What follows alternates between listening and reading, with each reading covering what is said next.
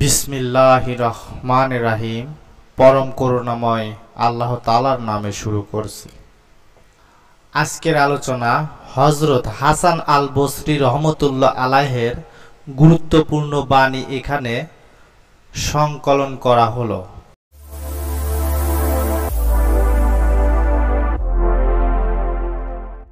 মন্দ লোকের সংসর্গ ভালো লোকের সাথে সম্ভাব্য প্রদর্শনে বাধা সৃষ্টি করে। মানুষ ছাগল ভেড়ার চেয়েও অসাবধান।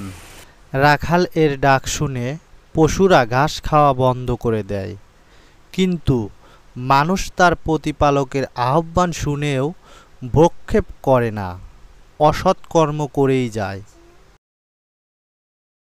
হৃদয় যখন আল্লাহর বিরোধিতার রেশমাত্র থাকে না, তখন জানতে হবে মারেফত অর্জন হয়েছে।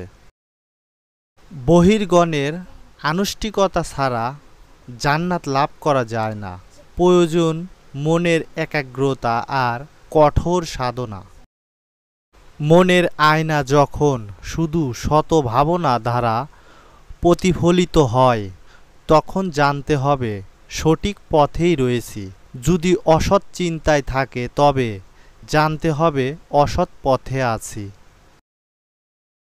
যার কথায় না আছে যুক্তি, না আছে বুদ্ধি, তার কথায় কোনো উপকার নেই। তার কথা শুনলে শুধু সময়ের অপচয় ছাড়া আর কিছুই হবে না। নিবিড় চিন্তায় যার মন আল্লাহকে জানতে না পারে, সে নিশ্চয় পার্থিব জীবনে মোহাচ্ছন্ন অথবা অলস। আর যার দৃষ্টির মাধ্যমে আল্লাহর রহস্যময়তা অভ্যাস নেই, তারও দৃষ্টি জাগতিক ধুলাবালি দ্বারা আচ্ছন্ন।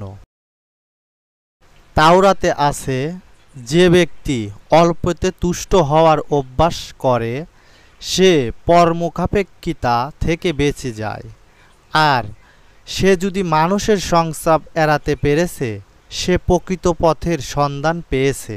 যে পবিত্রকে বশীভূত করতে পেরেছে, সে স্বাধীনতা লাভ করেছে। যে হিংসা ত্যাগ করতে পেরেছে, সে বন্ধুত্ব লাভের উপযুক্ত হয়েছে। আল্লাহ ভীতির তিনটি লক্ষণ আছে। ক, যার মনে আল্লাহর ভয় আছে, সে রেগে গেলেও বা স্বাভাবিক অবস্থায় সত্য কথা বলে।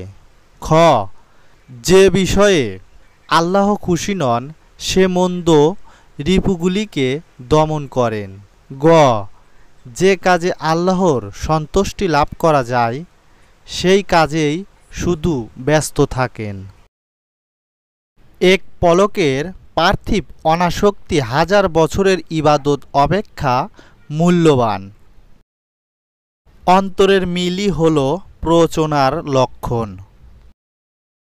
তিনিই প্রকৃত বিশ্বাসী, যিনি আল্লাহর শপথ নিয়ে বলতে পারেন তিনি বিশ্বাসী।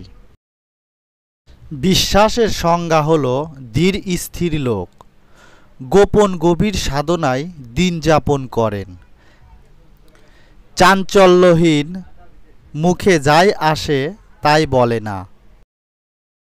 তিন লোকের নিন্দাবাদ করা সিদ্ধ অথবা তাকে পরচর্চা বলে না।